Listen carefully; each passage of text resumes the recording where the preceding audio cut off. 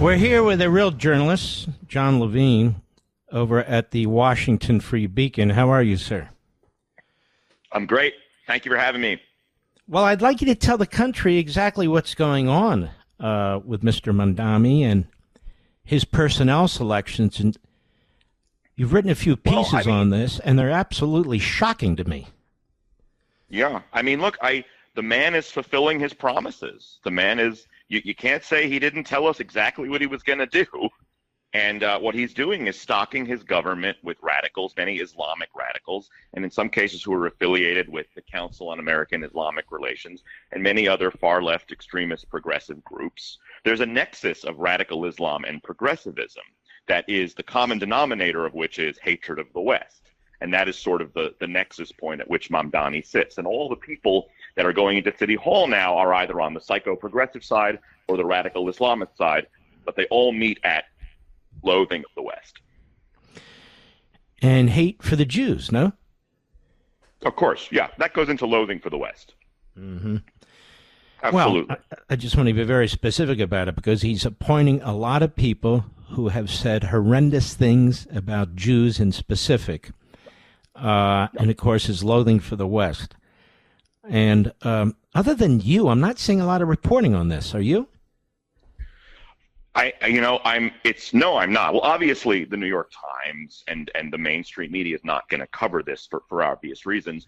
But even in conservative media, I think people have been slow to pick up on just how rich these targets are. I mean, it's great for me. I'm picking up gold nuggets in the sand everywhere I look. But I am starting to see more people get into the game.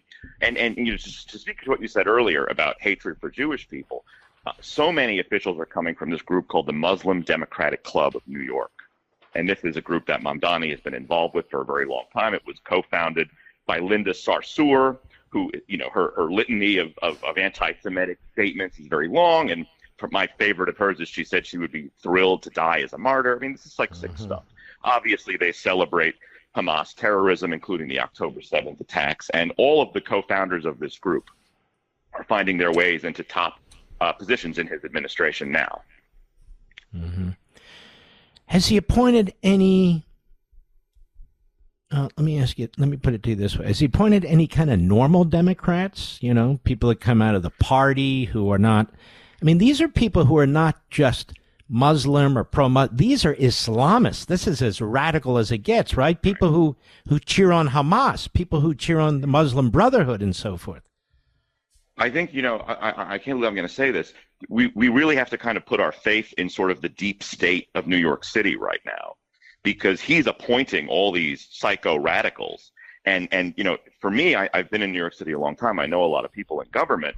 The people who are going to save us from Mamdani are the permanent bureaucratic class who are not progressive socialist radicals. And hopefully, in the true spirit of the deep state, will slow down the new agenda in New York City. What do you make of him telling Hochul, either you put in a wealth tax or I'm going to increase massively property taxes on 3 million homeowners? Now, 3 million homeowners pretty much includes everybody in New York, no matter what their income is. He's taking the whole city hostage. He's doing, I call it the Katie Porter, look what you made me do approach. Obviously, the first thing I would say is it's a violation of his campaign promise, right? He said, I'm only going to raise taxes on the super duper rich, $1 million a year or more. That's the Trojan horse they always do. Only the millionaires and the billionaires, just the billionaires. So obviously it's a violation of that campaign promise, and it's a way to pressure Hochul into doing the original income tax hikes that he wants by holding the city hostage. But the problem is he has to go through the city council for a property tax increase, and they're not going to do that. There's a lot of resistance to that now. And so he faces the potential of being blocked. And there's a $5 billion hole in the city budget that needs to be filled. Obviously, police are going to get defunded, but you won't be able to get $5 billion from the police. So they're going to have to make cuts. I don't know what's going to happen, but they're running into a buzzsaw. They're running into a buzzsaw. So I'm thinking to myself, this is the first few months of this guy's mayoralty.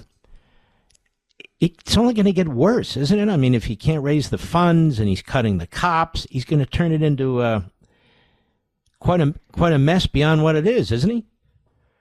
Right. And by the way, even though he was a long-time defund the police guy, he said during the campaign he had abandoned that position, even though we all knew that wasn't really true. So there will be police defunding. But, if he doesn't get his property tax increase, or if he doesn't get his income tax increases, then I don't know where he finds the money to plug the budget deficit. And, so I was talking to a city council guy I know who said you could have something in New York in a month analogous to a government shutdown like we have in Washington, because we simply won't have money to pay people. And it's just unclear where it comes from. We're only 3 months in, and the socialists has already run out of other people's money. It only took 3 months, less than 3 months. Well, what's amazing to me, you have Governor DeSantis, and I have him on my Sunday show on Fox, and he's talking about, look, we're going to cut property taxes. We have no income tax. People are flooding into that state, running out of places like New York and California and so forth. And he told me that the budget of New York City is larger than the budget of the entire state of Florida. Did you know that? I did know that. Yeah, I mean, look, DeSantis, I think, is the best governor in America right now, by a mile. I mean, he's running such a tight ship in Florida, and I think the proof is going to be when we do the next census to look at the population growth here. And Texas, too. If you look at the states that are growing in population, it's these tight ship, red states, taxes are low, personal freedom is high, and the places that are losing population is New York, it's California. It's impossible to buy a home. You're taxed an inch of your life, and then you talk to any politician, all they want is more, and the more goes towards funding this unsustainable permanent bureaucracy that eventually it will just collapse in on itself. Government has no money. The only money government has is what it takes out of your pocket. Mm-hmm. And they can't find anywhere to cut except the cops. Isn't that amazing? Despite this, they've got, 8 million, 9 million people in New York City, and you've got 4.5 more million people in Florida than the entire state of New York. It's so screwed up. It's just incredible to me, no? They're going to cut. I mean, the first thing to look at for them is the cops, because his political coalition, his political base hates the police. So cutting them in a certain way is kind of easy because it doesn't upset any of his political prerogatives. Once you can't cut the cops anymore, you have to start looking at libraries or public schools. Yeah. It costs $42,000 a year per student in New York City. That's crazy. Jon Levine, I want to thank you. We're kind of losing the connection. You're a great reporter for the Washington Free Beacon, and prior to that, the New York Post. I met you once. You're a good man. Keep it up.